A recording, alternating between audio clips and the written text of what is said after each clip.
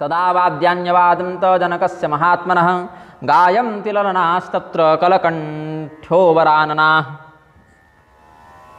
मोदमायुविदेहस्तु यदा यथा लब्धधनो धनः मनोरथो मदेयस्तु पूर्णो भूत्तद्दयावसात् एतभ्यां राजपुत्राभ्यां कृतार्थोऽहं न संशयः। तुरंत जाकर विश्वामित्र जी को प्रणाम किया। जनक कीन्ह कौशिक ही प्रणाम, प्रभु प्रसाद धनु भंज मुरामा, मोहि कृत कृत्य कीन्ह दुहु भाई, अब जो उचित सुख ही गोसाई। विश्वामित्र जी के चरणों में प्रणाम करके कहा, गुरुदेव आप ही तो इन दोनों को यहाँ मिथिला लेकर आए, तो बड़ा अनुग्रह किया। ऊपर से इन दोनों ने भी बड़ा अनुग्रह किया कि लक्ष्मण जी ने ही जब वीरतापूर्ण भाषण किया तब तो आपने आदेश दिया राम जी को धनुष तोड़ने का, तो आपकी भी कृपा हम पर है, लक्ष्मण जी की कृपा भी हम पर है और राम जी की कृपा तो है ही, क्योंकि धनुष तो उन्होंने ही तोड़ा। अब हमारे लिए क्या आदेश है सो बताइए। तो विश्वामित्र जी बोले, देखो जनक, अब धनुष टूटा तो विवाह तो हो ही गया मानो, लेकिन फिर भी वेदों में जो कुछ आचार बताए गए हैं, कन्यादान की कुछ विधि बताई गई है, फिर कुल परंपरा भी कुछ कहती है, तो विधिपूर्वक इनका विवाह करो। और उसके लिए क्या करो, पहले तो वो लड़के के घर वालों को बताओ। सब लोग जानते हैं कि सीता जी का विवाह श्री राम जी से हो गया, धनुष टूटा मतलब विवाह हो ही गया, फिर भी एक जो कुल की मर्यादा होती है उसके अनुरूप उचित रीति से विवाह करो। बूझ विप्रकुल वृद्ध गुरु यथा वेद विदित आचार। कैसे करो, तो तुम्हारे वंश में जो व्यवहार होता हो, कुलाचार और वेदाचार दोनों को अपने गुरु से पूछ के, पुरोहित से पूछ के, कुल पुरोहित से, कुल वृद्धों से पूछ के, और जैसी तुम्हारे यहाँ परिपाटी हो वैसा करो। तदपि जाई तुम करहूँ अब यथा वंश व्यवहार, बूझ विप्रकुल वृद्ध गुरु वेद विदित आचार। तो विवाहार्थम कुमाराणाम दूतान प्रेषय सत्वरम, राजा दशरथ शीघ्रम आगच्छतु सपुत्रकः। दूतों को जल्दी भेजो अपने पुत्रों के विवाह करने के लिए, राजा दशरथ बढ़िया बारात सजाकर आवें, ऐसा संदेश लेकर दूत चले जाएं। और बहुत शीघ्रता से गमन करने वाले, मधुर स्वर में संदेश को सुनाने वाले गुणी दूतों को भेजा है, चतुर दूतों को भेजा है। और अपने राज्य को और भी सुंदर विवाह के लायक सजाने के लिए कारीगरों को आदेश दे दिया कि विवाह जब तक राजा दशरथ आएंगे उससे पहले पूरा नगर विवाह के लायक तैयार हो जाना चाहिए। तो हर से चले निज निज गृह आए, पुण्य परिचारक बोली पठाए, रचहु विचित्र बितान बनाई, सिर धरि बचन चले सचुपाई। पठये बोल गुने तिन्ह नाना, जे बितान विधि कुशल सुजाना, विधि बंद तिन्ह किन्ह अरंभा, बिरचे कनक कदल के खंभा। राजा जी ने क्या किया, जनक जी ने बड़े बड़े ठेकेदारों को बुलाया जो नगर सजाने में निपुण थे। ठेकेदार आदेश पाकर गए, अपने अपने अलग अलग विभाग वालों को बुलाया, विभाग वाले कारीगरों को बुलाए। सब लोग ब्रह्मा जी का पूजन किए, और ब्रह्मा जी का पूजन करके, मतलब मूर्ति पूजा ऐसे नहीं, मतलब उनको अभिवादन करके, उनका स्मरण करके, बहुत सुंदर केले के खंभों को प्रयोग में लाते हुए पहले एक मंडप बनाया है। स्वपुरम रचयामास विचित्रम परमोत्सवम, शक्तमार्गम संस्कृतम च शोभितम परमर्थिभिः, द्वारि द्वारि च रंभादि मंगलद्रव्य संयुतम, प्रांगणम रचयामास रंभास्तंभ समन्वितम, सवितानम मंडपं च गुणज्ञैः करुभिर्नृप। करु या कारु कहते हैं कलाकार को, कारीगर को कारीगर कहते हैं ना, तो कारु कर्म से आया। तो हरित मणिन्ह के पत्र फल, पद्मराग के फूल, रचना देख विचित्र अति, मन बिरंच कर भूल। पद्मराग मणि के, पुखराज के, माणिक्य के लाल पीले फूल बना दिए, इतना सुंदर सुंदर, और हरे पत्तों के जगह पन्ना जड़ दिया, तो हरियाली आ गई। इस प्रकार से इतनी दिव्य रचना लगी कि विधाता भी धोखा खा जावे कि ये रचना हमारी तो नहीं हो सकती, ऐसा दिव्य नगर सजाया है। और इतना सुंदर सुंदर सजावट किया, जो मूर्ति के पक्षी थे, मूर्ति के पशु थे, मूर्ति के फल फूल थे, उनको भी देखकर लगता था असली जैसे ही है। उनमें यह दिव्यता, ऐसा जीवंत कौतुक दिखाया कलाकारों ने, अपनी प्रतिभा, अपनी कला दिखाई कि लगा ही नहीं कि असली वाला कौन है और नकली वाला कौन है। एक तोता जिंदा और एक तोता पन्ना का बना हुआ अगर रख दें तो बता न सके, जब तक बोले नहीं तब तक पता न चले कि कौन असली है कौन नकली है। तो क्वचित सिंहाः कृत्रिमाश्च क्वचित सारसपंक्तयः, क्वचित शिखंडिनस्तत्र कृत्रिमाश्च मनोहराः, दंशितावर रत्नाढ्या लोकपालास्तथैव च, सर्वे देवा यथार्थं वै कृतार्थ विश्वकर्मणा। साक्षात विश्वकर्मा ही उन कारीगरों के रूप में प्रकट हो गए, ऐसा समझना चाहिए। क्योंकि सामान्य कारीगर ये नहीं कर सकता। तो भगवान का विवाह है ऐसा जानकर देवताओं को भी एक लोभ हुआ कि हम भी कुछ सेवा करें। तो देवतागण ही अलग अलग कारीगरों के रूप में आ गए और विश्वकर्मा जी के मार्गदर्शन में सारा कार्य संपादित करने लगे। कहीं कृत्रिम सिंह बनाए, कहीं सारस बना दिए, कहीं पर मोर बना दिए, कहीं और अलग अलग सजावट के लिए बना दिए। अलग अलग देवताओं की प्रतिमाएं बनाने लगे, बहुत सुंदर से सजाए हैं। और जिस मंडप में भगवान श्री रामचंद्र जी का विवाह होने वाला था, मंडपे यत्र वैदेही वधू रूपेण भासते वरत्वेन तथा रामः को हि तद वर्णने क्षमः। जिस मंडप पर भगवान श्री रामचंद्र जी वर रूप में विराजमान होने वाले हैं, भगवती सीता जी वधू रूप से विराजमान होने वाली हैं, उसमें है ना 4 स्तर होते हैं। जब विवाह नहीं हुआ रहता तो कन्या कहलाती है, जब विवाह के लिए मंडप में बैठती है तो वधू कहलाती है, जब विवाह संपादित हो चुका होता है तो कहलाती है पत्नी, और जब चतुर्थी कर्म हो जाता है, चौठारी हो जाती है, तब उसके बाद उसको कहते हैं भारिया। ये 4 स्तर होते हैं।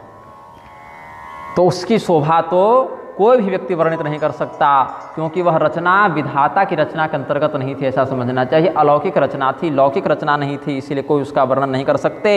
ऐसा बस लगा कि आज तो वैकुंठ छोड़कर लक्ष्मी जी यहीं आ गई हैं, ऐसा लगा। और वास्तव में थी भी, भगवती श्री जी ही जानकी जी के रूप में विद्यमान हैं। जैसे भगवान नारायण श्री राम रूप में विद्यमान है, वैसे रमा देवी श्री सीता जी के रूप में विद्यमान हैं।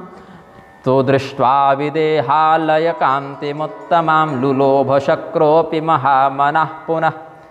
देवराज इंद्र ने जब वो शोभा देखी तो सोचे हम बेकारे सब अश्वमेध करके स्वर्ग के राजा बने, हमको मिथिला का राजा बनना था। हम कहाँ स्वर्ग में पड़े हुए हैं, ऐसी सुंदर नगरी तो मिथिला है कि स्वर्ग भी लज्जित हो जाए। क्यों?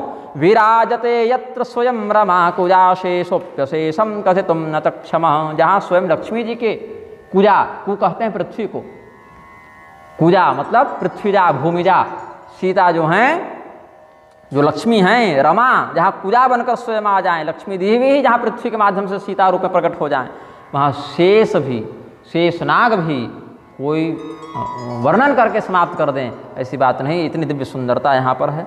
तब तक 3 दिनों की यात्रा करके जनकेन समादिष्टा दूतास्ते क्लांत वाहना त्रिरात्र मुसिता मार्गे ते योध्याम प्राविशन पुरीम। वाल्मीकि जी कहते हैं कि राजा जनक ने जिन दूतों को भेजा था वो बड़ी प्रबंध के साथ चले थे। मान लो कि एक घोड़े पर बैठकर जा रहे हैं और पीछे पीछे दूसरी गाड़ी आ रही है, जो बड़ी गाड़ी है, ट्रक इत्यादि होते हैं, तो बड़ी बड़ी बैलगाड़ियों वाले, चक्के वाले दूसरा एक वाहन आ रहा है जिस पर 10-20 घोड़े और लदे हैं। उनको खींचने के लिए 10-20 घोड़े और हैं। ये घोड़े थक जाएं, उनको आराम करने के लिए गाड़ी में बैठा दो, वहीं खाना पानी दे दो, नए घोड़े लगाओ, लेकिन रुको मत कहीं। तो 3 दिन तक ऐसी यात्रा करके ये लोग पहुंचे हैं अयोध्या। वाहन थक गए थे बेचारे, थके थके आए हैं। तो भूपद्वारति न खबर जनाई दशरथ नृप सुन लिए बुलाई। द्वारपालों को जाकर कहा कि हम लोग मिथिला नरेश जनक जी के दूत हैं और बहुत आवश्यक समाचार है और शुभ समाचार है। महाराज जनक के लिए एक संदेश, महाराज जनक जी ने दशरथ जी के लिए एक संदेश भिजवाया है। तो दशरथ जी कहे रहे बिल्कुल बुलाओ, राज दरबार में बुलाओ, क्या बात है। तो आए। ते राजवचनाद गत्वा राम श्रेयोन्य वेदयन श्रुत्वा राम कृतम राजा हर्षेण महता प्लुता।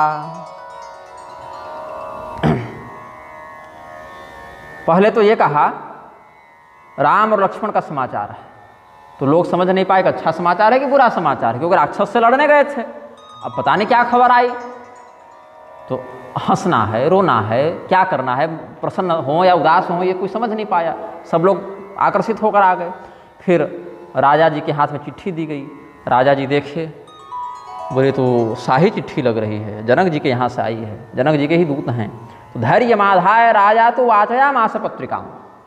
राजा दशरथ जी ने कहा कि किसी और से हम चिट्ठी नहीं पढ़वाएंगे, हम स्वयं चिट्ठी पढ़ेंगे। ऐसा रहा, क्योंकि हमारे लड़कों का समाचार है, जल्दी लाओ, हमको दो, हम ही पढ़ेंगे। तो क्या लिखा था उस पत्र में? पहले तो दूतों ने कहा कि राम लक्ष्मण यो क्षेम श्रूयताम नृपसत्तम। हे राजा जनक, दशरथ जी चिंता मत कीजिए, राम और लक्ष्मण बिल्कुल सकुशल हैं, उनकी कुशल है, इतना अधीर मत होइए। संदेशम जनकस्येदम महाराज निशामय। हमारे द्वारा जो जनक जी का संदेश बोला जा रहा है उसको सुनिए। तब तक जो है सो राजा दशरथ बोले लाओ हम भी पढ़ते हैं। किसी किसी कल्प में राजा दशरथ स्वयं पढ़े हैं। किसी किसी कल्प में भरत जी इत्यादि से पढ़वाए हैं। देखो तो क्या आई है चिट्ठी, और किसी किसी कल्प में दूतों ने स्वयं पढ़कर सुनाया। तो दूतों ने क्या पढ़ के सुनाया? पूर्वम प्रतिज्ञा विदिता वीर्य शुल्का ममात्मजा गृहीता तव पुत्रेण रामेण चापत्रोटनात् भवानागत्य शोधम तो सेनया बहुशोभया, यहाँ शोधम लिखे हैं लेकिन शीघ्रम होना चाहिए। भवानागत्य शीघ्रम तो सेनया बहुशोभया पुत्राभ्यां वृषभेशार्धं गृहिणीष्व तनया मम इत्येतत् प्रिय संदेशम जनकस्य महात्मनः। दूतों ने 2 ही श्लोक में संदेश बता दिया जो सार था। दूत बहुत नहीं बोलता, जो मुख्य विषय बोलता है। महाराज जनक ने यही संदेश भेजा है कि हे दशरथ जी, हे महाराज, आपको तो पता ही था कि हमने प्रतिज्ञा कर रखी है कि हम अपनी पुत्री सीता का विवाह उसी व्यक्ति से करेंगे जो शिव जी के धनुष को तोड़ दे। तो यह शुभ समाचार है कि वह प्रतिज्ञा पूर्ण हुई। आपके ही ज्येष्ठ पुत्र श्री राम ने वह शिव धनुष तोड़ा है और हमारी पुत्री से विवाह करने के अधिकारी बने हैं। तो हम आपसे निवेदन करेंगे कि आप अपने और भी जो पुत्र बचे हुए हैं, दोनों भरत और शत्रुघ्न, उनको साथ में लेके और वशिष्ठ आदि ऋषियों को साथ लेकर जितनी जल्दी आ सकते हैं हमारे मिथिला पधारें और हमारी पुत्री को अपनी पुत्रवधू बनाकर ले जाएं। इतना ही संदेश राजा जनक ने भेजा है। तो भरत जी जो हैं सो उधर खेल रहे थे, आए जनक जी के यहाँ से दूत आए हैं, क्या संदेश है, क्या संदेश है। ये सब अलग अलग कल्प की कथा है। कहीं भरत जी के ही मुख से चिट्ठी सुनवाई गई है, कहीं दूतों ने सुनाया है, कहीं दशरथ जी ने स्वयं चिट्ठी मांग कर पढ़ना प्रारंभ कर दिया। जैसे बाँची बहुरी नरेश, राजा दशरथ ने भी एक बार चिट्ठी बाँची है। तातागतम पत्रमिदः कुतश्चित् चेद्भ्रातृ संबंधि वदद्रुतन्त्वं सहानुजः क्वापि सुवर्तते सह श्रुत्वा मुहुर्वाचितवान् पलाशम। भरतलाल जी आए, बोले पिताजी चिट्ठी कहाँ से आई है? हमने सुना भैया की कोई खबर है। तो हमारे भैया कैसे हैं, कहाँ हैं, क्या कर रहे हैं, शीघ्र बताइए। लक्ष्मण कैसे हैं, उनका भी समाचार बताइए। किस देश में विराज रहे हैं, ये सब बताइए। तो प्रेम वचन सुनकर राजा दशरथ ने पुनः सुनि स्नेह साने वचन बाँची बहुरी नरेश। तो रचनान्निशम्य पत्रस्य प्रीतम भ्रातृद्वयं तदा सभ्या स्नेहं परम दृष्ट्वा नरेंद्र भरतस्य च। भरत जी के हृदय में भगवान के इस दिव्य मंगल समाचार को सुनकर इतना प्रेम उमड़ा कि वो प्रेम देखकर सभा सराहने लगी कि भाई हो तो भरत जैसा। तो अपने भाई के प्रेम में इतने मदमस्त हैं कि इतना आनंद तो शायद राम जी को भी नहीं हुआ होगा, इतना भरत जी को ये शुभ समाचार सुनकर हो रहा है। तो प्रीति पुनीत भरत के देखी सकल सभा सुखल है वो बिसेखी। फिर दूतों को अपने समय बैठा के राजा दशरथ बड़ा सम्मान किए हैं, वरिष्ठ सम्मान, राजोचित सम्मान किए हैं। अपने सामने बैठाया दूतों को और बोले, भाई बोलकर कहा, भैया कहो कुशल दो बारे तुम्हनी के निज नयन निहारे। कि तुम लोग हे भाई हमारे पुत्रों को देखे हो क्या? क्या राम और लक्ष्मण को तुमने अपने आँखों से देखा? पहचानते तो हो ना, वो जो बड़ा वाला है जिसका नाम राम है वो सांवला दिखता है, और छोटे वाले का नाम लक्ष्मण है वो गोरा दिखता है। पहचाने कि नहीं पहचाने? और धनुष बाण धारण करते हैं, अभी कुमारावस्था है उनकी। विश्वामित्र मुनि उनके साथ होंगे कि गुरुजी छोड़ के भाग गए कहीं? हमारे लड़कों को गुरुजी ले गए थे, साथ में तो हैं। अच्छा बताओ उनका व्यवहार कैसा रहा, कहीं कुछ गड़बड़ तो नहीं कर दिए? सबसे बढ़िया से मर्यादापूर्वक व्यवहार तो करते हैं। अब पिता को लगेगा ना दूर देश गए हैं, कहीं हमारा नाम न डुबा दें। ऐसे भगवान के शील पर तो विश्वास था ही, लेकिन फिर भी एक चिंता होती है पिता को। आज तक कोई व्यक्ति आकर ये समाचार नहीं सुनाया था। विश्वामित्र जी जिस दिन से ले गए हैं हमारे पुत्रों को, उस दिन से हम लोग केवल सुनी सुनाई बात कोई कहीं से कह दे तो हम लोग सुन लेते थे, लेकिन सच्ची सुधी एकदम आधिकारिक राजा की मोहर वाली चिट्ठी आज हमें प्राप्त हुई है। तो ये बताओ कि वो सब जनकपुर कैसे पहुंच गए? वो तो गए थे बक्सर, मिथिला कैसे पहुंच गए? वो तो विश्वामित्र जी के यज्ञ की रक्षा करने गए थे, तो धनुष यज्ञ में कैसे पहुंच गए? तो ये सब बताओ तुम। और गए तो हमारे पुत्र हैं, ऐसा कैसे पहचाना तुम्हारे राजा जी ने? और जनक जी ने उनको धनुष यज्ञ में भाग लेने की अनुमति कैसे दी? तो ये सब बताओ क्या क्या हुआ। तो ये सब दूत कहते हैं, सुनहु महीपति मुकुटमणि तुम समधंजन को राम लखन जिन्ह के तनय विश्व विभूषण दो। कि अच्छा बताइए राजन, सूर्य कहाँ है, कैसा है, वो पूछना पड़ता है। सूर्य का प्रकाश ही उसके प्रभाव को, उसके प्रताप को बता देता है। जिसके आप पिता हों, राम लक्ष्मण जैसे पुत्र जिनको प्राप्त हों, उनके सौभाग्य की तुलना किससे की जा सकती है? आपके समान धन्य कोई नहीं। आपके पुत्रों का परिचय नहीं पूछना पड़ता। तीनों लोगों को अपने दिव्य कीर्ति, सुंदर मर्यादा और शील से प्रकाशित करने वाले आपके राम और लक्ष्मण के चरित्र और प्रभाव के सामने तो सूर्य और चंद्रमा भी फीके पड़ जाते हैं। फिर आप पूछते हैं तिमक कहाँ कहिए नाथ कि मैं चिन्हे, पहचानते कैसे हो? देखिए रवि की दीपक अरलीन है, भाई सूर्य को पहचानने के लिए हाथ में दीपक लेना पड़ता है। ह्रे पिता हि बहवो नरेश्वरास्तेन तात धनुषा धनुर्भृतः जाने घात कठिन त्वजा भुजान स्वान विधूय धिगते प्रतस्थिरे। बड़े बड़े राजाओं को अपने पराक्रम का अभिमान था। रावण और बाणासुर जैसे दिग्विजयी पराक्रमी राजा भी अपने बहुत बड़ी शक्ति का प्रदर्शन करने के बाद भी कुछ न कर सके। शिवधनुष ने सबके पराक्रम को खंडित कर दिया और अपने पराक्रम को धिक्कारते हुए सब वहाँ से चले गए। क्या हुआ? आपके महाबाहु पुत्र शंभु सरासन काहु नटारा हारे सकल भूप बरियारा। तब क्या हुआ? तहाँ राम रघुवंश मणि, कैलाश उठाने वाला रावण जहाँ हार गया वहाँ आपके रघुवंश में मणि के रूप में जो आलोकित हैं श्री रामचंद्र जी क्या किए? सुनिय महामहिपाल भंजे चाप प्रयास बिनु जिम गज पंकज नाल। जैसे हाथी इच्छानुसार लीलावश कमल के नाल को तोड़ दे, मर्दित कर दे, मैंने जो चाहे सो कर दे, कोई प्रयास नहीं करना पड़ता। वैसे ही आपके सुंदर कीर्ति वाले पराक्रम वाले पुत्र ने बिना कोई प्रयास के ही अनायास ही उस धनुष को तोड़ दिया। तच्चरत्नम धनुर्दिव्यम मध्ये भगनम महात्मना रामेण ही महाबाहो महत्याम जन संसदी। बोले हाँ बहुत अच्छी बात हुई, बहुत अच्छी बात हुई। बोले नहीं, इससे भी एक और अच्छी बात हुई, बताऊं? तो सुनी सरोस भृगुनायक आये बहुत भांति तिन्ह आँखि दिखाए देख राम बल निज धनु दीन्हा करे बहु विनय गवनु बन कीन्हा। जमदग्नेस्तदा पुत्र क्षत्रियाणां कुलान्तकः नाम्ना परशुरामश्च हरेर्दर्शन कांक्षया प्रोवाचागत्य रामं तो धनुर्बाणधर स्वयं।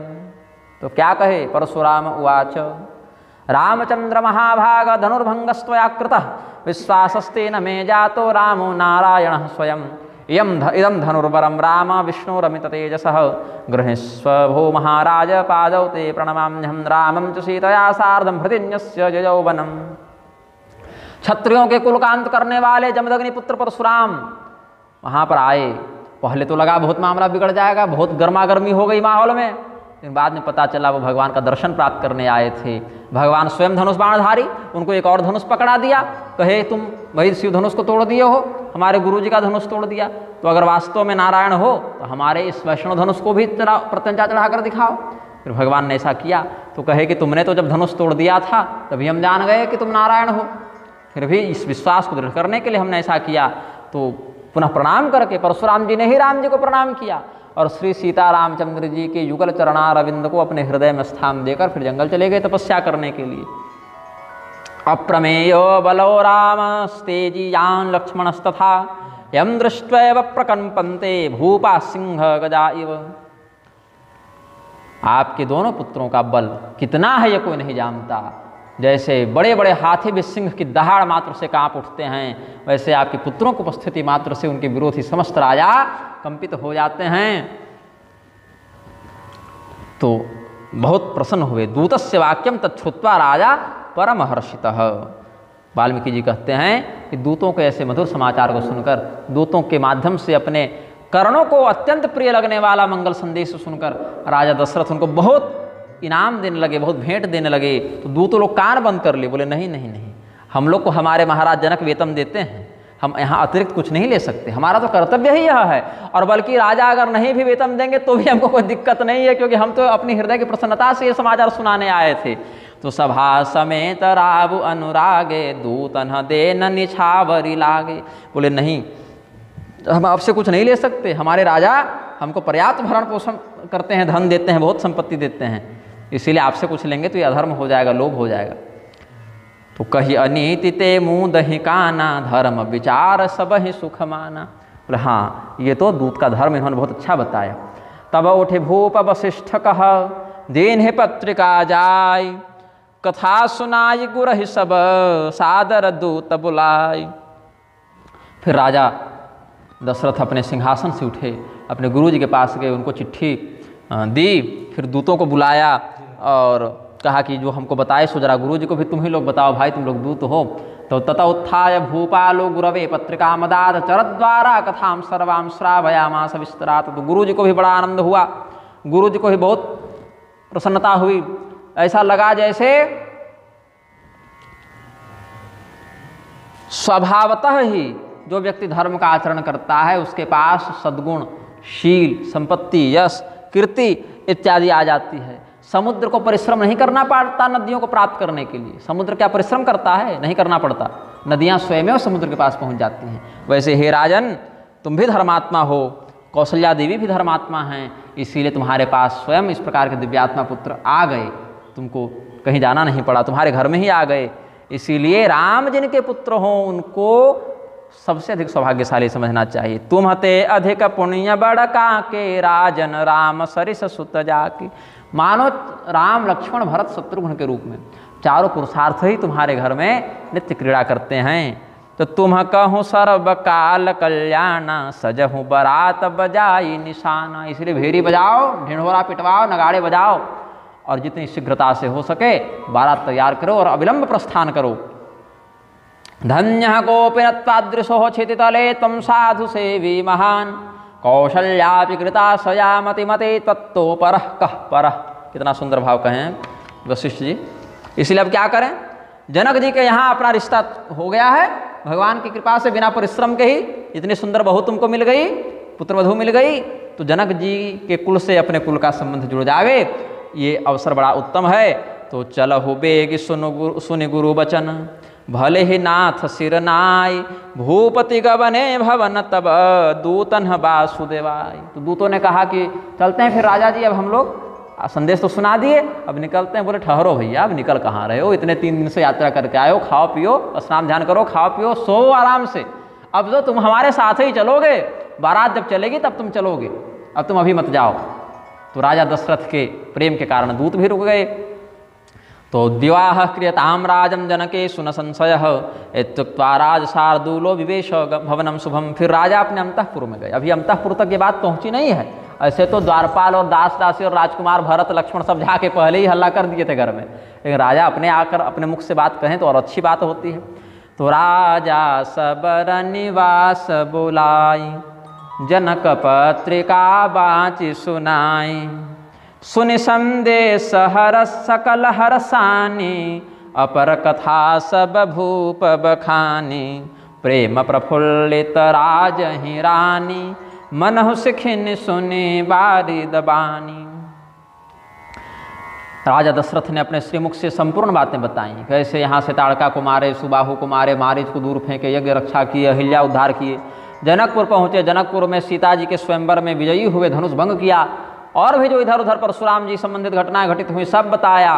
तो ये सब रानियों को इतनी प्रसन्नता हुई, जैसी प्रसन्नता बादल की ध्वनि सुनकर मोर मोरनी को हो जाती है। कौसल्याम च सुमित्राम च कैकेयीं च तथा पराः प्रहसन्नपतिः प्राह श्रूयतां वचनं मम जनकस्य पुरे राज्ञो वर्तते राम लक्ष्मणौ विश्वामित्रेण मुनिना धनुर्भंगं च राघवः चकार भूभृतां रामः पश्यतां सर्वदेहिनां जनकेन सुता दत्ता सीता परम सुंदरी तेनाहूतो विवाहार्थं गमिष्यामि सुसेनया तच्छ्रुत्वा राजपत्न्यस्तु परमं हर्षमाजयुः पुनः पुनश्च पप्रच्छू राजानं सस्मिताननाः प्रहृष्ट नरनारीकं राज्ञश्चान्तः पुरं बभौ ददौर्दानं द्विजातीनां दीनां धकृपणेषु च गुरुपत्न्योऽपि प्रपत्न्यः प्रयुञ्जानाः सुभाषिषं प्रियपत्रं समादाय सन्नद्धुर्हृत्तले।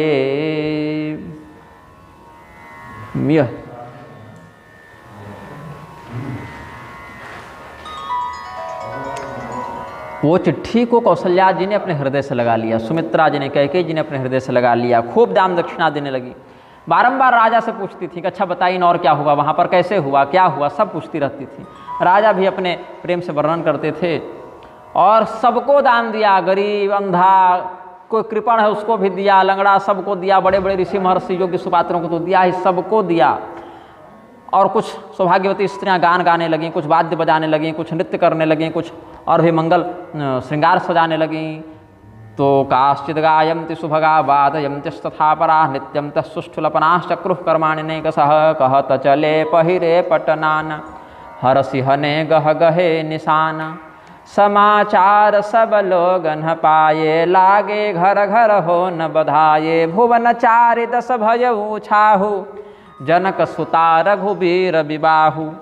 जनक जी की पुत्री सीता जी का और रघुकुल शिरोमणि श्री राम जी का विवाह होगा। ये समाचार सुनने मात्र से केवल अयोध्या नहीं, केवल मिथिला नहीं, केवल पृथ्वी नहीं, अपितु 14 भुवनों में 14 लोकों में एक समान हर्षोल्लास की स्थिति आ गई। मंगलमय निज निज भवन, लोगन रचे बनाई। बीथी सींची चतुर सम, चौके चारु पुराई। क्या क्या हुआ? अपने अपने घरों को सजाकर मंगलमय बना लिया। बहुत सुंदर सुंदर इत्र और शीतल जल से गलियों को सींचने लगे ताकि धूल इत्यादि न उड़े, और सुंदर सुंदर रंगोली और चौक पुराने लगे। अपने दरवाजे पर दीपक जलाने लगे, फूल माला से बंधनवार से अलंकृत करने लगे। जिस घर को देखो उसी घर को देखकर लगता था कि यही दूल्हे का घर है। ऐसे क्या होता है, दूल्हे का घर सजता है, और बहुत हो तो आस पड़ोस के लोग भी थोड़ा सजा लेते हैं, लेकिन अयोध्या नगरी को देखकर ऐसा लगा मानो हर घर दूल्हा का घर है, हर घर राम जी का घर है। इतना सुंदर सबने सजा दिया। तो जहाँ तहाँ जूथ जूथ मिली भामिनी, सजी नव सप्त सकल दूती दामिनी। 9 और 7 मतलब 16 श्रृंगार करके सौभाग्यवती स्त्रियाँ 20-25-100 जिसका जैसा मंडल हो स्त्रियों का अपने मंडलों में मंगल गान करने लगी। सबके मुख चंद्रमा के समान थे, सबके नेत्र हिरण के समान चंचल थे, सबका सौंदर्य देखकर ऐसा लगता था जैसे कामदेव की पत्नी की रति क्या सुंदर है, कामदेव की पत्नी रति की क्या सुंदरता है, जैसी सुंदरता अयोध्या की नारियों की हो गई। और अब क्या कहें, जहाँ भगवान परमात्मा स्वयं विराजमान हों, सकल सृष्टि उद्भव करता, सकल सृष्टि परिपोषक, सकल सृष्टि सम्मोहक भगवान जहाँ विद्यमान हो। स्वस्त्युच्चरंत विप्रास्तु यशोगानं च वंदिनः। जितने बंदी जम थे, मागध जम थे, सब यशोगान करने लगे। इधर भी जसु गान करते हैं ना, जसगीत कहते हैं, भगवती इत्यादि की स्तुति में गाते हैं, तो यशोगान करने लगे सब। स्वस्तिवाचन ब्राह्मण करने लगे। राज्ञो दशरथस्यापि को वदेत् सदनच्छविं, यत्रावतीर्णो भगवान रामो राजमणिः प्रभुः। तदा तु भरतं श्रीमानाजुहाव निपोत्तमः, हस्त्यस्वरथमासज्य वरातार्थे सुसज्जतं। तच्छ्रुत्वा भरतः सेनाध्यक्षान् च ह्यादिदेशः। राजा जी भरत जी को बुलाए। भरत, बारात की तैयारी करो पुत्र। भरत जी सेनापतियों के पास गए, बोले अब सब अपनी अपनी सेना, राजा की बारात है ना तो सेना भी तो जाएगी, सभी हाथी घोड़ों को तैयार करो, सब बढ़िया बढ़िया मंगल श्रृंगार करो सबका। और सब सैनिकों को, सेना नायकों को बुला के आदेश दिया, सब अपने अपने घोड़ों को नहला के श्रृंगार करके उसमें बढ़िया बढ़िया माला और चित्रकारी से हाथी इत्यादि को अलंकृत करके, सुंदर सुंदर सोने के आभूषणों से अलंकृत करके, मणियों की माला हाथी घोड़े को पहना के अलंकृत करके सब चले हैं। भगवान के लिए अलग घोड़ा, क्योंकि भगवान तो बिना घोड़ा के चले गए, तो दूल्हे का घोड़ा तो ही रह गया। तो भगवान के भी राज अश्व को तैयार किया गया, राजा दशरथ के अश्व को तैयार किया गया, राजकुमारों के अश्व को तैयार किया गया, और सभी लोग उन घोड़ों के साथ सुंदर सुंदर करामात दिखाने लगे, कौतुक दिखाने लगे। घोड़ों को नचाते थे, जिसको घुड़सवार लोग क्या कहते हैं उसको, गहरेबाजी, गहरेबाजी कहते हैं उसको। घोड़ा नचाते हैं, रेस लगाते हैं।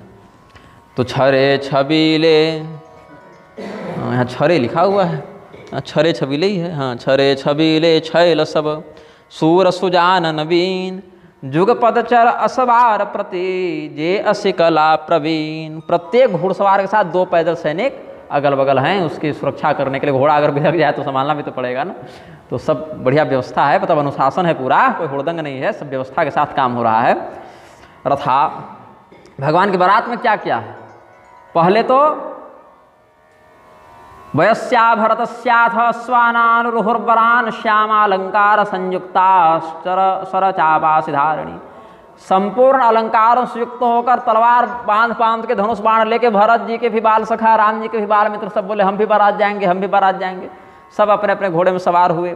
तो कुल कितने यहाँ पर हो गए तत्काल में बाराती, तो रथा 60 सहस्राणि ह्यासन यत्र सुवाजिनः पवनातिपाति न सर्वे मणिग्रैवे भूषिता। 60,000 रथों में सारे बाराती आ पाए, 1-2 गाड़ी नहीं, 60,000 रथ तैयार किए। अब सब तो बारात नहीं जाते, रजिस्ट्रियाँ नहीं जाती, बहुत बच्चा है, बहुत बूढ़ा है, कहाँ से जा पाएगा। तो जो जो जा सकते थे ऐसे लोगों में 60,000 रथ तैयार हो गए। और सुंदर सुंदर ऐसे घोड़े वहाँ जुते थे जो पवन की गति को भी लज्जित करने वाले हों, और सबों के गले में मणि इत्यादि का अलंकार किया हुआ था। तो दिवसे शुभ नक्षत्रे स्थित्वा सुस्यम दने जना नगराद बहिष्ठ संगत्य प्रस्थिता जनकालयम। सुंदर शुभ मुहूर्त में ब्राह्मणों का, सौभाग्यवती स्त्रियों का, कुल देवता इत्यादि का पूजन करके राजा दशरथ चले हैं बारात लेकर। और मदच्युतभिर्गजानीकैश्चंदनैर्हेम मालिभिः पत्यस्व संकुलैः सैन्यः परितो मिथिलां जयुः। ऐसे मत वाले हाथी उस बारात में थे जिनके गंडस्थल से मद चूता जावे तो पूरे मार्ग भींग जाएं, पीले पीले मद से पूरा सुगंधित हो जाए वो मार्ग। चले मत गज घंट विराजे मनहु सुभन सावन घन गाजे। काले काले हाथी जब चले हैं और सोने के मणियुक्त स्वर्ण मालाओं से उनका ये अलंकृत है और चिंगाड़ते हैं और घंटी बजती है, तो ऐसा लगता है काले काले बादल जा रहे हैं और वहाँ बिजली की चमक हो रही है सोने की, और वो बादल गर्जना कर रहे हैं। कितना सुंदर गोस्वामी जी ने वर्णन किया है। चतुरंग बलम चापि शीघ्रम निर्यातु सर्वसः ममाज्ञा समकालम च यानम युग्मनुत्तमम। बोले ऐसा करो, सारी सेना तो बन गई, अब दो विशिष्ट रथ बनाओ, दो ऐसे रथ लाओ जो सबसे बढ़िया हो। एक रथ में गुरु जी के साथ सब ऋषि महर्षि सवार हो जाएं, और एक में राजा दशरथ, चूंकि राजा है तो राजा का एक अलग रथ होता है, और एक में गुरु जी सबका रथ होगा, तो दोनों का रथ हो गया। तो दो प्रकार के रथ बने और फिर बाकी लोग अपने अपने रथों पर यथा योग्य पद इत्यादि के साथ बैठे हैं। तो वसिष्ठो वामदेवश्च जाबाली रथ कश्यप एते द्विजाः प्रयांत्वग्रेश्यम जनम योजयस्वमे। आगे आगे जो रथ चलेगा वो गुरु जी का चलेगा, पीछे वाला हमारा रहेगा। तो गुरु जी का रथ तो राजा के रथ से भी अधिक विशिष्ट बनना चाहिए, ऐसा अनुशासन था, मर्यादा थी इन सबकी। तो बेसर ऊँट वृषभ बहुजाति चले वस्तु भरी अगणित भांति। क्या क्या है, खच्चर, ऊँट, बैल इत्यादि भारवाहक पशुओं को भी तैयार कर लिया गया सब लोगों के लिए। अब सब रथ पर ही थोड़े चलेंगे, हर प्रकार के नागरिक हैं ना, तो सब पर हुआ ऐसा अनुग्रह। सब लोग चले हैं, निज निज साज समाज बनाई, सब लोग अपने अपने समुदाय बनाकर चले हैं। सबके उर निर्भर हरस पूरित पुलक शरीर कवहि देखिबे नयन भरी राम लखन दो वीर। भगवान राम का दर्शन कब होगा, वीरवर लक्ष्मण का दर्शन कब होगा, इसी उत्कंठा में सबका मन लगा है। कौन घर से खा के चला है, कौन बिना खाए चला है, क्या कैसे, सब लोग अपने अपने स्थिति को भूल कर केवल ये उत्कंठा कि कैसे भी मिथिला पहुंच जाएं और उन दोनों युगल सरकार का दर्शन हो जाए। तो गरज ही गज घंटा धुनि घोरा रथ रव बाज हिंस चहु ओरा निदरि घन ही घुर्मर ही निशाना निज पराय कछु सुनिय नकाना महाभीर भूपति के द्वारे रज होई जाई पसान पवारे चढ़ी अटारी न देखई नारी लिए आरती मंगल थारी गावहि गीत मनोहर नाना अति आनंद न जाई बखाना तब सुमंत द्विशमदन साजी ज्योते रविहय निंदक बाजी दो रथ रुचिर भूप पहियाने नहीं सारद पहि जाहि बखाने राज समाज एक रथ साजा दूसर तेज पुंज अति भ्राजा तेहि रथ रुचिर वशिष्ठ कह हरसि चढ़ाई नरेश आप चढ़े चंदन सुमेरे हर गुर गौरी गणेश एवं प्रस्थाप्य सकलम राजर्षिर विपुलम रथम महत्यासेनया सार्धम आरुह्य त्वरितो जजौ। हाथियों के गले से जो घंटा की ध्वनि हो रही है, चिंघाड़ने की ध्वनि हो रही है, क्योंकि देखिए हाथी घोड़े भले पशु योनि में हैं, भगवान का विवाह का बोध तो सबको हो गया है। देखिए घर में आप एक सामान्य जानवर भी पालते हैं ना, और घर में कोई उत्सव हो तो जानवर को पता चल जाता है, और कोई शोक का विषय हो तो जानवर को भी पता चल जाता है। लेकिन ये तो भगवान के दिव्य अश्व हैं, भगवान के दिव्य हाथी हैं, त्रेता युग के हैं ये सब, तो ये तो और दिव्यता से अपने उत्सव को प्रदर्शित करेंगे ना। तो ऐसा दिव्य घोष हुआ, नगाड़े बज रहे हैं, भेरी बज रहे हैं, शंख सहनाई सब बज रहे हैं, कौन क्या बोल रहा है किसी को पता ही नहीं चल रहा है, सब बोल रहे हैं, ये सब एक साथ बोल रहे हैं, कोई गीत गा रहा है, कोई स्वस्ति वाचन कर रहा है, बस हल्ला बहुत जोर हो रहा है, लेकिन इस हल्ला से किसी को कष्ट नहीं हो रहा, सबको आनंद हो रहा है। भीड़ तो ऐसी लग गई दशरथ जी के दरवाजे पर कि बड़ी चट्टान रख दी जाए तो तुरंत बालू हो जाए, इतनी भीड़ आ गई वहाँ पर। इनको कहीं भगदड़ नहीं है कि भगदड़ में मर जाएं लोग, सब उत्सव व्यवस्थित है। महल की छत पर अटारी में सुंदर सौभाग्यवती स्त्रियां आरती मंगल थाल से जाके फूल बरसा रही हैं, आरती दिखा रही हैं। फिर सुमंत्र जी जो हैं 2 रथ लेकर आए जैसा राजा साहब ने आदेश दिया था।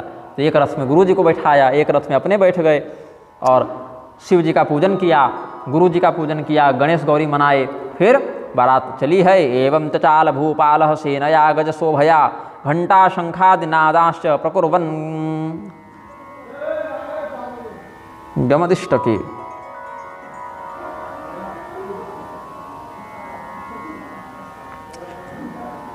हरसे विबुध बिलोकी बराता बरसहि सुमन सुमंगल दाता भयव कोलाहल हज गय गाजे व्योम बरात बाजने बाजे सुर नर नार सुमंगल गाई सरस राग बाजहि सहनाई। अलग अलग प्रकार से सुंदर घोड़ों को नचाते हुए, हाथियों का करतब दिखाते हुए ये सब आगे बढ़े हैं। सुंदर सुंदर शगुन होने लगे। भारद्वाज मयूराणम चापश्य नकुलस्य च इत्येतद्दर्शनम पुण्यम वाम भागे विशेषतः। अपने बाईं ओर नेवला दिख जावे, नीलकंठ दिख जावे, मोर दिख जावे और धनुर्धर दिख जावे, भारद्वाज पक्षी इत्यादि कुछ होंगे। भारद्वाज पक्षी का क्या अर्थ है वो तो मुझे भी स्मरण नहीं आ रहा, जो भी होंगे इनका दर्शन बाईं ओर शुभ होता है। और हिरण जो है दाईं ओर, गाय दाईं ओर, जल से भरा घड़ा लेकर सौभाग्यवती स्त्री आ जावे, कोई वेद पाठी ब्राह्मण आ जावे, उस पर जोड़ा ब्राह्मण आ जावे तो और अच्छा। ये सब, या दूध पिलाती बछड़े को दूध पिलाती गाय दिख जावे, ये सबको सुंदर शगुन में मानते हैं। तो वो सब सारी बातें हो रही है। लोग सामने से दही लेके आ रहे हैं, मछली लेकर आ रहे हैं और वेद पाठी ब्राह्मण वेद लेकर आ रहे हैं। तो मानो संपूर्ण दिव्य सगुन जो हैं सुंदर मूर्त रूप धारण करके भगवान के विवाह में सम्मिलित होने जा रहे हैं, ऐसा स्मरण हुआ। राम सरिस बर दुलहिन सीता समधि दशरथ जनक पुनीता। स्वयं परमात्मा राम जी दूल्हा हैं, जगदम्बा जानकी जी दुल्हन हैं और राजा दशरथ और जनक जैसे परम धर्मात्मा समधी हैं। तो अदृश्य देवता भी दृश्य रूप में वेश बदल बदल के ऐसे आ जाते हैं। सब सगुन सोचे कि आज ही के दिन के लिए विधाता ने हमको बनाया था, आज सारे अच्छे अच्छे सगुन यहीं अभिव्यक्त हो जाएंगे। तो ज्ञात्वा शुभ गतिम राज्ञो राजा सेतुन्नदेशु च पथिवासान कतिपयान चकार द्रव्य संयुतान। उधर से पहले ही राजा ने कह दिया था, देखो कारीगरों को भेज दो, कहीं कोई पुल टूटने की स्थिति में उसको दृढ़ कर दो, कहीं कोई मार्ग में झाड़ी और कांटे हो गए उसको साफ करवा दो। तो जनकपुर से भी कुछ दूर तक राजा जनक ने अपना रास्ता ठीक करवा लिया था, क्योंकि अचानक से पूरी बारात आ रही है ना, और उधर राजा दशरथ के भी लोग जा रहे थे। तो सब इस प्रकार से व्यवस्था बन गई। तो श्रुत्वा तो जनको राजा प्रजाभिर्ब्राह्मण सह निर्जगाम निपमनेतुम स्वपुरम प्रति मैथिलः अश्ववारैर्मतंगैश्च शिविकाभिश्च नागराः। अब उतना सुंदर सुंदर वाद्य यंत्र बज रहा है, मंगल गीत गाए जा रहे हैं। तो 10-20 किलोमीटर दूर से पता चल गया, वो भी दूत आकर बता दिए कि बारात आ गई महाराज, बारात तब लगभग 1-8 घंटे में पहुँच जाएगी दरवाजे पर। तो राजा जनक भी अपने प्रजाओं के साथ, ब्राह्मणों के साथ, पुरोहित के साथ उनके क्या कहते हैं अगवानी करने के लिए गए। आवत जानी बरात बर सुनि गह गहे निशान सज गज रथ पद चरतुरग ले न चले अगवान। वस्त्र, आभूषण, मणि, पक्षी, हिरण, हाथी, घोड़ा इत्यादि सुंदर सुंदर सवारी और भेंट भेजी। कहारों ने दही चिवड़ा, मिथिला है ना दही चिवड़ा भर भर ये मटके में वहाँ प्रस्तुत किया है। दही चिवड़ा उपहार अपारा भई भरी कांवरी चले कहारा। एक कहावत है कि पूरा भारत जो है चिवड़ा दही खाता है, चिवड़ा में दही मिलाता है, लेकिन उधर के लोग दही में चिवड़ा मिलाते हैं। तो उधर दही की प्रधानता है, उसमें चिवड़ा मिलाकर खाते हैं, और बाकी भारत में क्या करते हैं, चिवड़े में दही सान सान के खाते हैं। तो देखी बनाव सहित अगवाना मुदित बरातिन हने निशाना। अब यद्यपि देखिए हुआ क्या ना, अब इतनी दूर से चले आ रहे हैं, बाजा तो बज ही रहा है, लेकिन लोग थोड़े सुस्त भी हो जाते हैं, थक भी जाते हैं कि हाँ ठीक है। लेकिन बारातियों का जो उत्साह, जो कन्या पक्ष वाले लोग थे जो अगवानी करने आ रहे थे, उनका जो उत्साह देखा और श्रृंगार देखा तो इनको और जोश आ गया। और भी जो लोग थके थे थकावट भूल के और बढ़िया सहनाई बजाने लगे, नगाड़ों की ध्वनि और बढ़ गई, सहनाई का स्वर और सुदृढ़ हो गया। तो जनकेन महासेना तथा दशरथस्य च मिलित्वा विरराजेव पूर्व पश्चिम सागरो।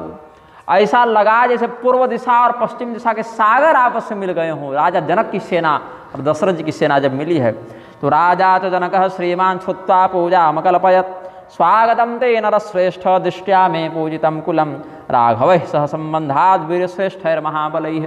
जनक जी गए, बहुत प्रेम से दशरथ जी का स्वागत किया है कि आज बड़े सौभाग्य से हमारा कुल पवित्र हुआ कि सूर्यवंश इक्ष्वाकु वंश से हमारा संबंध हो रहा है, और इसमें रघुकुल वालों से हमारा संबंध हुआ जो पराक्रम में, शील में, मर्यादा में, ऐश्वर्य में हर प्रकार से बहुत श्रेष्ठ हैं। तो ऐसे कुल से अपना रिश्ता जोड़कर हमारा भी हृदय गदगद हुआ, जीवन धन्य हुआ। तो ऐसा कीजिए, अब आप लोग विश्राम कीजिए, बहुत दूर से आए हैं, जनवासे में चलिए। तो सैनिकों के लिए जहाँ प्रबंध था वहाँ सैनिक चले गए, जहाँ हाथी घोड़ों का प्रबंध था वहाँ वो लोग चले गए, जहाँ बजनिया लोग के रहने का प्रबंध किया गया था वहाँ वो लोग चले गए, जहाँ राज्य परिवार के लिए प्रबंध किया गया था वहाँ राजा और रानियाँ और भरत लक्ष्मण इत्यादि आ गए। फिर गुरुजी लोग के लिए जहाँ प्रबंध किया गया था वहाँ गुरुजी लोग चले गए। तो अलग अलग प्रकार के व्यवस्था से राजा जनक ने सबका सत्कार किया है। अति सुंदर दीन है जनवासा, जहाँ सब कहाँ सब भांति सुपासा। हर प्रकार से हर प्रकार के बाराती को उसके अनुकूल व्यवस्था मिली, कहीं किसी प्रकार का कोई अभाव नहीं था, किसी कोई कष्ट नहीं था। शेनाम निवेशयामास पुरस्य निकटे नृपः, पटवेश्मानि शोभन्ते सहस्राणि ध्वजैस्सह। कुबेर जी आए थे देखने कि क्या बारातियों का स्वागत हुआ है। कुबेर जी आए तो कहते हैं कि अपने वैभव के अहंकार को भूल गए कि हम भी कुछ धनी हैं। ऐसा कुबेर जी के साथ हुआ। फिर सीता जी की बारात आ गई है, अब बढ़िया से सारा प्रबंध होना है। तो सीता जी सोचे कि विवाह तो एक ही बार होना है, तो थोड़े यहाँ गए कि वर्षगांठ मना रहे, हर साल वर्षगांठ मनाएंगे, विवाह है। तो इसीलिए आज सारा ऐश्वर्य यहीं दिखा देते हैं। तो समस्त रिद्धि सिद्धि को आदेश दे दिया सीता जी ने कि आज देखो सारा काम तुमको संभालना है। तो हृदय सुमेरि सब सिद्धि बोलाई, अणिमाल अभिमा महिमा ये सब सिद्धियाँ आ गई, और शंख महापद्म ये सब निधियाँ आ गए, अष्टनिधि, अष्ट सिद्धि नवनिधि ये सब आ गए। भाई जिनके आशीर्वाद से व्यक्ति अष्ट सिद्धि नवनिधि संपन्न हो सकता है, ऐसी सीता जी स्वयं नहीं कर सकती क्या? तो वो बुलाई हैं और कहे कि देखो हमारे ससुराल वाले आए हैं, तो सब बढ़िया स्वागत होना चाहिए, मायके की तौहीन नहीं होनी चाहिए, मायके का माथा झुकना नहीं चाहिए, सारा प्रबंध देख लो। तो सर्वांस्तु सिद्धयस्तत्र सीताज्ञावसतः समान, सेवन्ते सैनिकास्तत्र नाना संभारभूतिभिः, सैनिकाश्च तदा मोदं लेभिरे परमाद्भुतम, रहस्यम केपि नावागु सीता कृतमृत प्रभुम। जनक जी भी नहीं जान पाए ये कर्मचारी तो हमारा नहीं है, फिर सेवा क्यों कर रहा है, क्योंकि ये सब देवताओं को आदेश प्राप्त था और देवता ही नौकर चाकर बन के सारी व्यवस्था बना दे रहे थे। यहाँ तक कि जनक जी भी ये रहस्य नहीं जान पाए कि हमने तो बारात में जो प्रबंध किया उसके अतिरिक्त प्रबंध भी चल रहा है, और हमारे प्रबंध से भी दिव्य प्रबंध हमारी पुत्री ने ही कर दिया है। तो ये जनक जी भी नहीं जान पाए। लेकिन नाम किनका हुआ?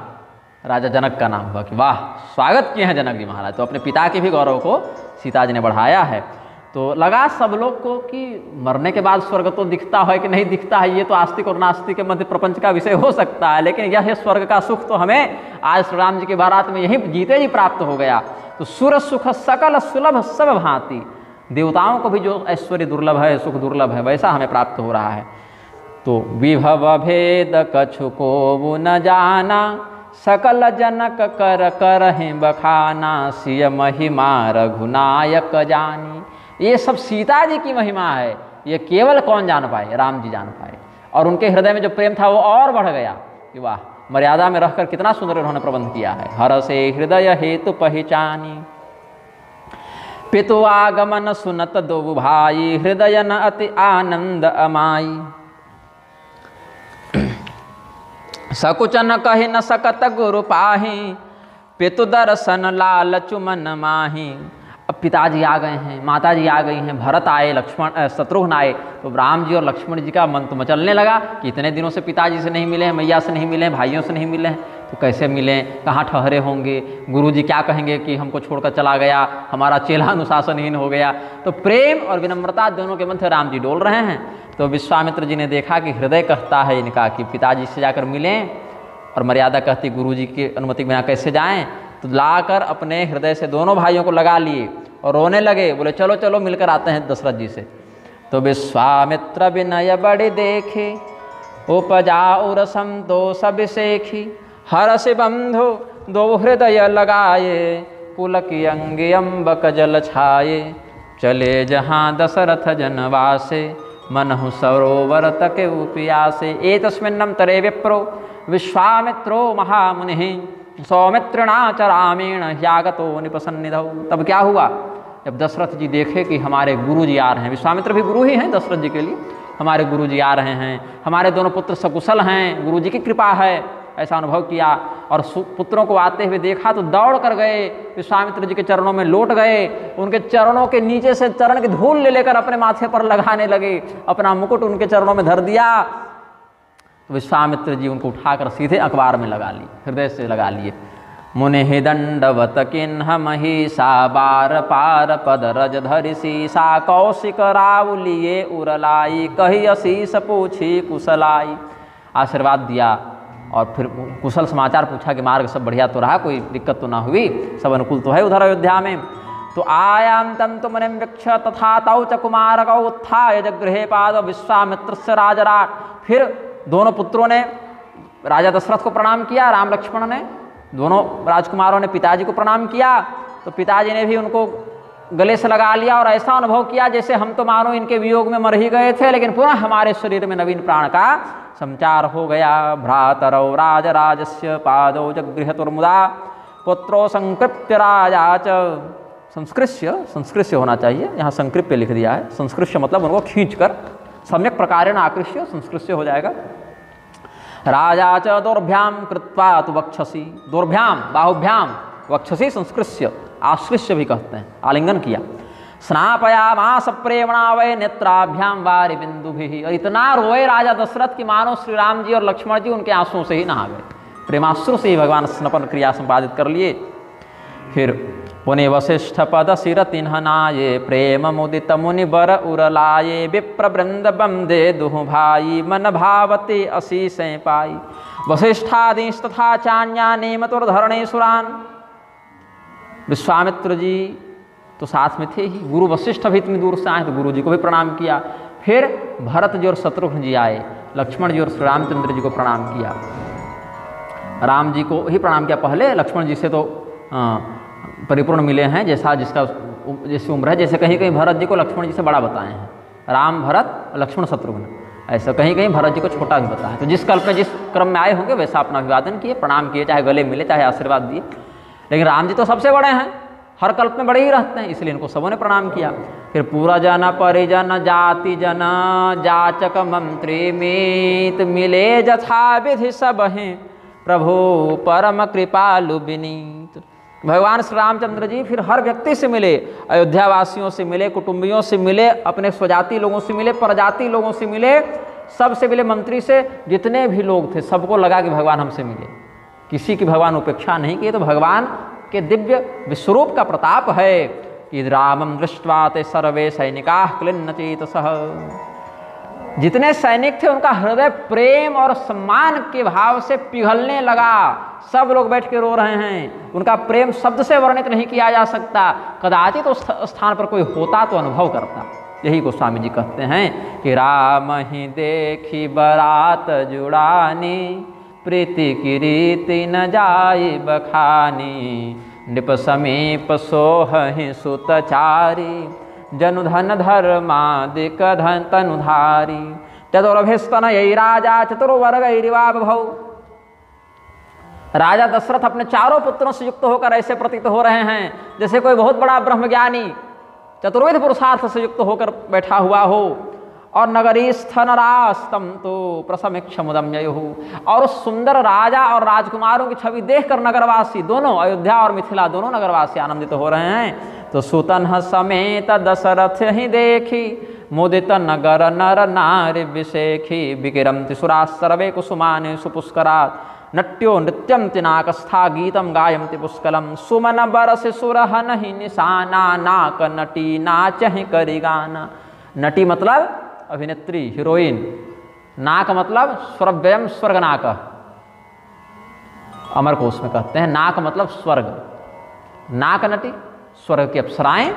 इतना सुंदर साहित्यिक प्रयोग किया है ना गोस्वामी जी ने। तो नाच रही हैं अप्सराएं, गान कर रही हैं अप्सराएं, देवता भेरी बजा रहे हैं, नगाड़े बजा रहे हैं, फूल की बारिश कर रहे हैं। कौन सा फूल का भाव है, नंदन वन में तो अक्षय फूल लगा हुआ है। और पृथ्वी में भी सीता जी की अनुकंपा से कोई चीज़ की कमी नहीं है। जो है अनंत है, भोजन है तो अनंत है, पेय है तो अनंत है, श्रृंगार है तो अनंत है, अंत है ही नहीं। क्योंकि अंत तो उनके विवाह में होता है जो स्वयं अंतवान हो। जो अनंत का विवाह हो रहा है, परमात्मा का विवाह हो रहा है, वहाँ किसी भी चीज़ का अंत कैसे हो सकता है? वो तो नित्य मंगल है ना। तो सतानंद अरु विप्र सचिव गणमागध सूत विदुष बंदी जन सहित बरात राव सन्माना आय सुमागी फिरे अवगाना। फिर जनवासी में सबको ठहरा के और सबकी व्यवस्था का निरीक्षण करके कि हाँ सब व्यवस्था अपनी अनुकूलता से है, फिर सतानंद जो थे पुरोहित जी महाराज और अन्य मंत्री लोग सब बोले बाकी काम हम लोग देखने आगे बढ़ते हैं, आगे की व्यवस्था देखेंगे, तब तक आप लोग कुछ विश्राम कीजिए। सब लोग कह रहे थे कि 24 घंटा की दिन रात क्यों हो रही है, इसको 100-150 घंटा की दिन रात कर दीजिए। सब लोग विधाता से ही मना रहे हैं कि आज के दिन कालचक्र को कुछ बढ़ा के ही आप प्रस्तुत कीजिए।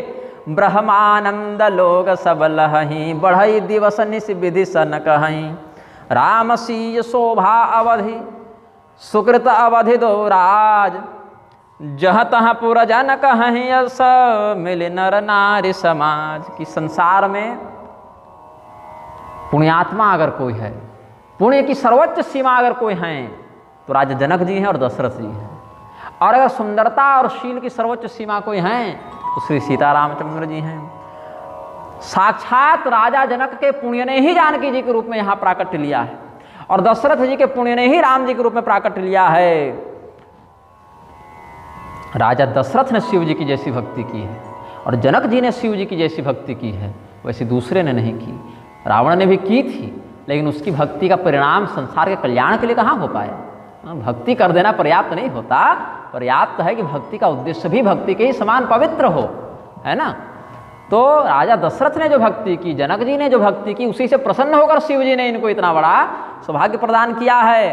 तो जनक सुकृत मूर्ति वैदेही दशरथ सुकृत राम धरि देही इन्ह सम काहुन शिव अवराधे काहुन इन्ह समान फल लाधे। सोने की लंका मिल गई भले रावण को, लेकिन ये सुख तो शिव जी ने दूसरे को नहीं दिया। अपना परम प्रिय और परम पवित्र भक्त जानकर ये सुख तो शिव जी ने जनक जी और दशरथ जी को ही दिया।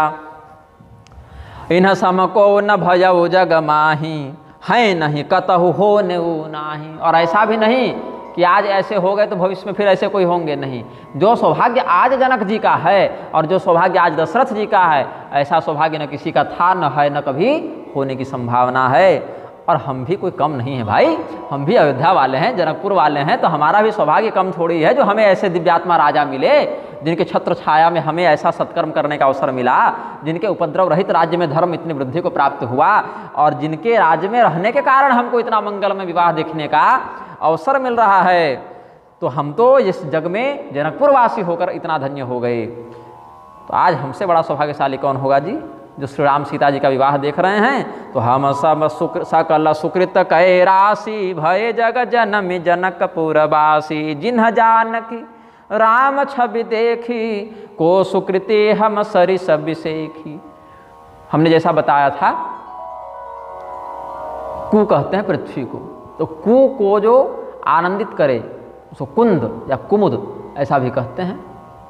वो पृथ्वी से गोपी चंदन इत्यादि निकालते हैं, उसको कुचंदन इत्यादि भी कहते हैं कई बार, है ना। तो कु मतलब पृथ्वी और कुजा मतलब पृथ्वीजा भूमिजा सीता।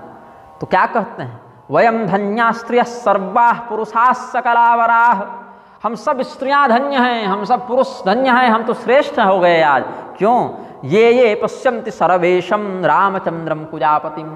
पृथ्वी से उत्पन्न जो सीता जी हैं, पृथ्वी पुत्री भूमिजा सीता जी हैं, उनके पति के रूप में साक्षात जगदीश्वर सर्वेश्वर श्री रामचंद्र जी हैं। और इस युगल छवि का जो हम दर्शन करने जा रहे हैं, उसी कारण हम सब स्त्री पुरुष आज श्रेष्ठता को प्राप्त हुए, धन्यता को प्राप्त हुए।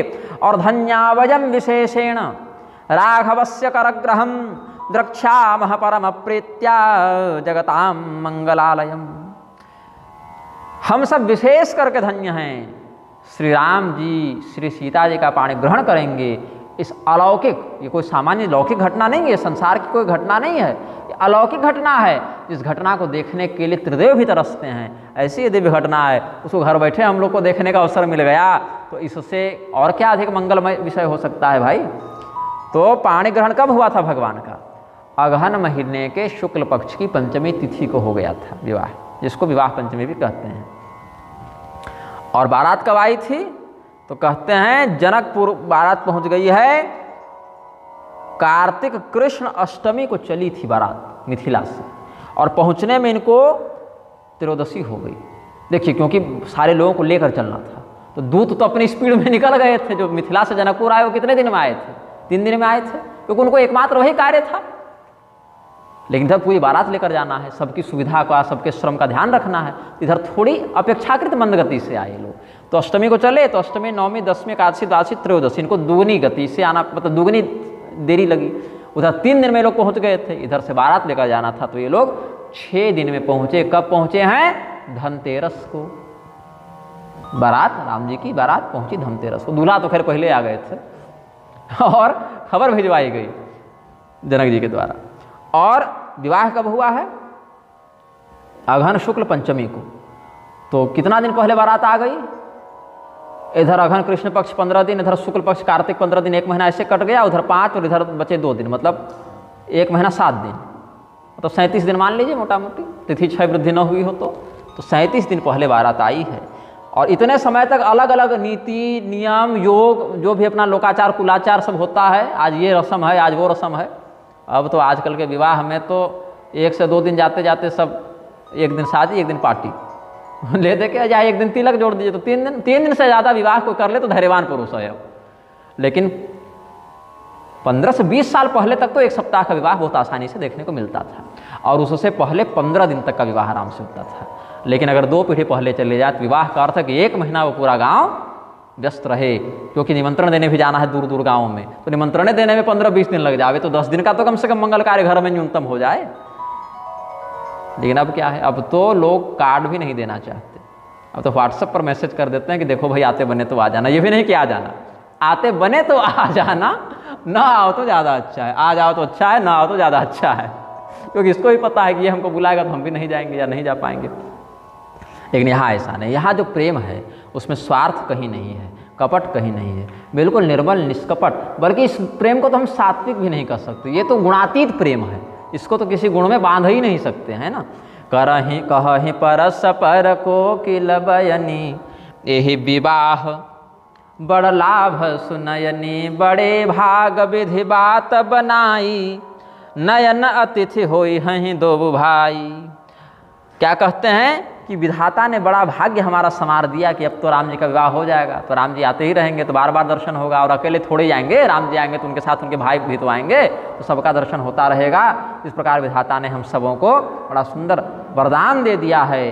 12 स्नेह बस, अपनी पुत्री को जनक जी बार बार बुलाएंगे तो पुत्री के साथ जामाता भी तो आएंगे, और जामाता आएंगे तो उनके साथ कुल कुटुंबी भी तो आएंगे। तो ऐसे मंगल दर्शन का लाभ तो समयानुसार बारंबार हमें होता ही रहेगा। 12 स्नेह बस, जनक बोला उबसी, लेन आई बंधु दुबु, कोटि काम कमनीय। करोड़ों कामदेव की सुंदरता को भी लज्जित करने वाले श्री राम जी बार बार आएंगे, और जब आएंगे तो हमें भी उनके स्वागत का बारंबार अवसर मिलेगा, खूब हम लोग उनकी पहुनाई करेंगे। तो बताओ, ऐसी ससुराल जिसको मिले वो क्यों ना आवे बार बार। तो विविध भांति हो यही पहुनाई, प्रिय न काहि अस सासुर माई।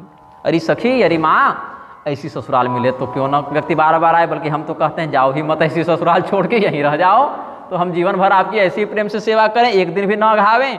लेकिन फिर भी चलो, मर्यादा वसात अगर घर जमाए न भी बनते हैं तो भी अवसरों पर, उत्सवों पर आते ही रहेंगे। तो जब आएंगे तब तब राम लखन निहारी, होई हैं सब पुर लोग सुखारी। अच्छा, कोई कह रहा था कि जैसे राम जी और लक्ष्मण जी सांवले और गोरे 2 भाई हैं, वैसे राजा जी के साथ भी कोई गोरे और सांवले 2 राजकुमार आए हैं, दशरथ जी भी ऐसे ही लेकर आए हैं। तो सखी जस राम लखन कर जोटा, जैसे राम लक्ष्मण की जोड़ी है, तैसे ही भूप संग दुई ढोटा। वैसे सुने हैं कि राजा दशरथ भी 2 लड़कों को लेकर आए हैं, वो भी उनके पुत्र ही हैं शायद।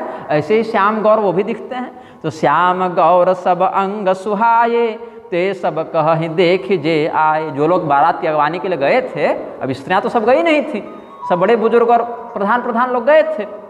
वो लोग बता रहे थे कि उधर से भी 2 राजकुमार आए हैं। तो बोले हाँ हाँ, मैंने देखा ना, मैंने देखा, आज मैं उधर भोजन इत्यादि प्रबंध में गई थी जीवनार कराने, सबको दासियों ने कहा, तो मैंने देखा उनको, लगता ही नहीं है कि दोनों अलग हैं। हमको तो एक बार गड़बड़ लगा कि राम जी ही यहाँ हैं, और लगा लक्ष्मण जी ही यहाँ हैं। लेकिन बाद में पता चला, जब भोजन करने चारों भाई बैठे, तब देखा कि नहीं, भरत जी हैं एक, और एक शत्रुघ्न जी हैं, जो बिल्कुल राम लक्ष्मण की एकदम नकल लगते हैं, प्रतिकृति लगते हैं। तो कहा एक मैं आज निहारे, जनु बिरंच निज हाथ सवारे। भरत राम ही की अनुहारी, सहसा लखी न सकहि नर नारी। अगर तुम देख लो ना अचानक से तो बता नहीं पाओगे कि ये वाले भरत हैं कि ये वाले राम जी, इतना एकदम एक जैसा दिखते हैं दोनों। ये सब सखियाँ कह रही हैं। और लखन शत्रुसूदनु एक रूपा, नख सिखते सब अंग अनुपा। तदय को वाच्य सक्षज्य मया दृष्टौ कुमारकौ, रामोपमश्च भरत शत्रुघ्न इव लक्ष्मण। तो यही जानो कि उनकी उपमा, उनकी सुंदरता किसी और चीज़ से हो ही नहीं सकती। चाहे तुम पराक्रम देख लो, चाहे तुम विनम्रता देख लो, चाहे ज्ञान देख लो, चाहे सदाचरण देख लो, चाहे सुंदरता देख लो, चाहे जिस क्षेत्र में उतर जाओ, उनके टक्कर का तुमको इस ब्रह्मांड में नहीं मिलेगा। तो हम तो यही कहते हैं, अपने आंचल को पसार लो और विधाता से इस बात की याचना करो कि अब चारों आ गए हैं तो चारों यहीं विवाह हो जाए, अब इधर उधर कहीं अलग अलग ससुराले ना हो इनकी। हम तो कहते हैं अपने आंचल को फैलाओ और विधाता से इसी बात की भिक्षा मांग लो कि चारों भाइयों का विवाह इसी जनकपुर में हो जावे।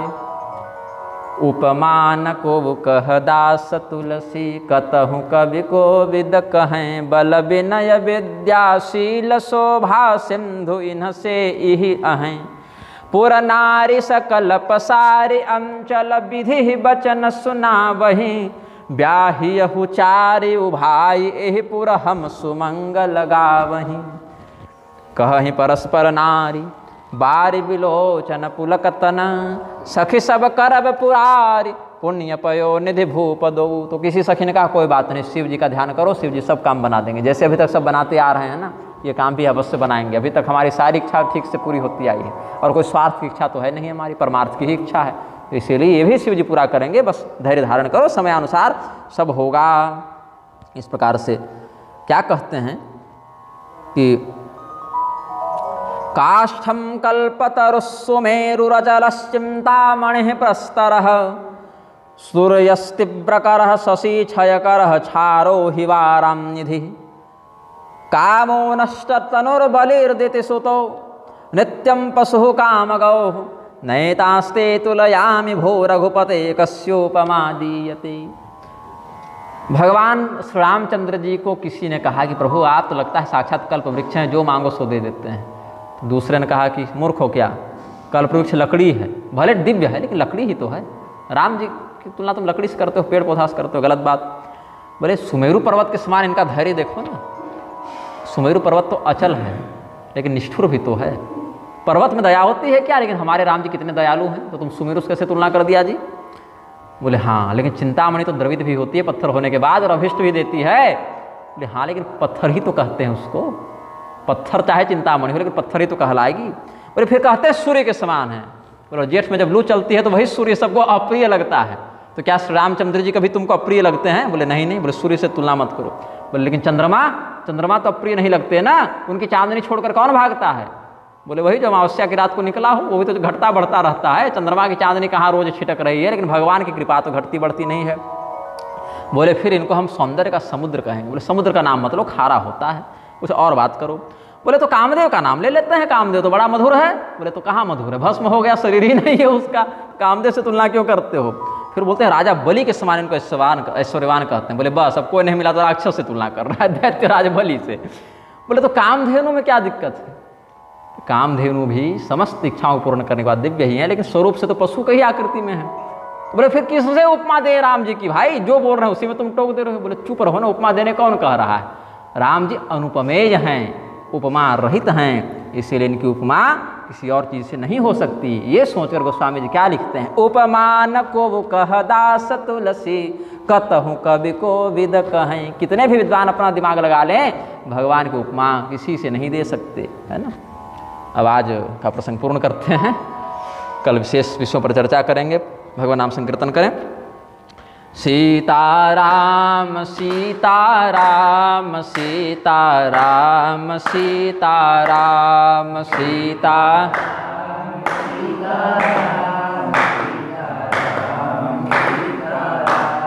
राधे श्याम राधे श्याम राधे श्याम राधे श्याम राधे श्याम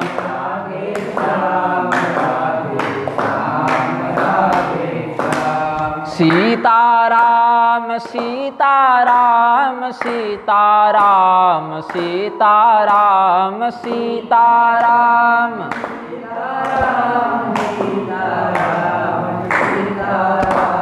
राधे श्याम राधे श्याम राधे श्याम राधे श्याम